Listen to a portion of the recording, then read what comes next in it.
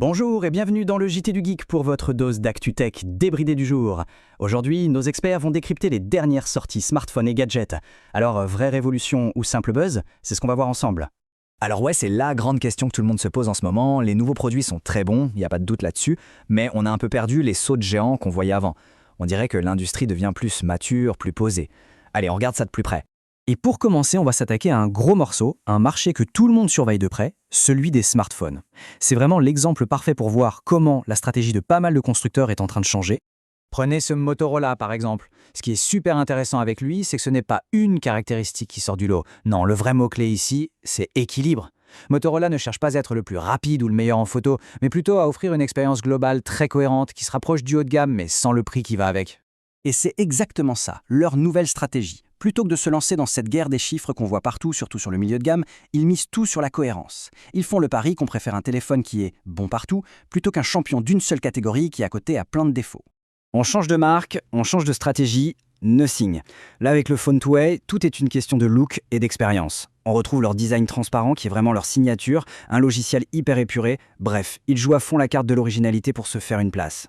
Et là, le contraste est flagrant. Pendant que beaucoup de concurrents sont dans une course à qui en mettra le plus, en empilant les fonctions, eh bien Nothing, eux, ils font tout l'inverse, ils épurent. Leur but, ce n'est pas d'avoir la plus grosse fiche technique du marché, mais d'offrir l'expérience la plus singulière. C'est un choix audacieux. Et attention, cette tendance à peaufiner les choses, plutôt qu'à tout réinventer, elle ne s'arrête pas au téléphone, loin de là. On va voir qu'elle s'applique aussi à des objets connectés qu'on utilise tous les jours. C'est bien la preuve que c'est un mouvement de fond. La dernière trottinette de Xiaomi en est l'exemple parfait. Ils ne sont pas repartis d'une feuille blanche, pas du tout. Ils ont pris ce qui fonctionnait déjà très bien et ils l'ont amélioré point par point. Et ce qui est malin, c'est qu'ils se sont attaqués aux vrais problèmes du quotidien, la solidité de l'engin, la sécurité, le confort quand on l'utilise beaucoup. C'est du concret, du vécu. Allez, on passe au Huawei Band 11. Sur ce marché ultra compétitif des bracelets connectés, Huawei ne cherche pas à sortir la fonction spectaculaire que personne n'a.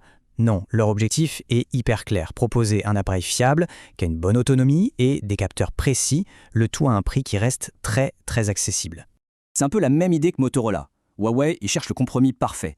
Plutôt que de vouloir être le numéro 1 pour le sportif de haut niveau, ils veulent être le bracelet de confiance pour le suivi de tous les jours. L'objectif, c'est d'être le fameux bon partout. Bon, maintenant qu'on a vu tous ces exemples, il est temps de prendre un peu de hauteur. Qu'est-ce que tout ça nous dit, finalement, sur l'état de l'industrie de la tech en ce moment ? Voilà, cette phrase, elle résume tout parfaitement. Le point clé, c'est qu'on passe de la démesure, toujours plus de mégapixels, plus de puissance, à la cohérence, c'est-à-dire un produit où toutes les pièces du puzzle s'emboîtent bien pour créer une expérience globale qui soit vraiment agréable. Et ça a un nom. On appelle ça la maturité du marché. Et attention, maturité, ça ne veut pas dire ennuyeux, bien au contraire. C'est juste le signe que l'industrie grandit. Les bases sont là, elles sont solides, et maintenant le travail c'est de perfectionner ce qui existe déjà pour le rendre plus fiable et mieux intégré dans nos vies.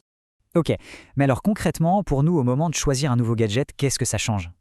Pour résumer, le meilleur produit aujourd'hui, ce n'est plus forcément celui qui a la plus longue fiche technique. C'est celui qui est fiable, qui est simple à utiliser et qui s'intègre sans prise de tête dans notre quotidien. La vraie innovation, finalement, c'est peut-être moins la nouvelle fonction gadget que l'expérience sans accroc. Et tout ça, ça nous amène à une question finale. Dans un monde où la technologie nous entoure, nos attentes ont forcément évolué. Quand on achète un appareil, qu'est-ce qui a le plus de valeur pour nous ? La nouveauté qui en met plein la vue ou la fiabilité à toute épreuve ?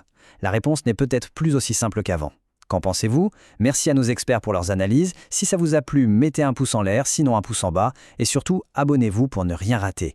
Dites-nous en commentaire ce que vous en pensez. Tous les liens des produits sont dans la description et vous pouvez retrouver l'article complet sur jtgeek.com. Merci de nous avoir suivis dans le JT du Geek et rendez-vous très vite pour une nouvelle dose d'actu-tech débridée.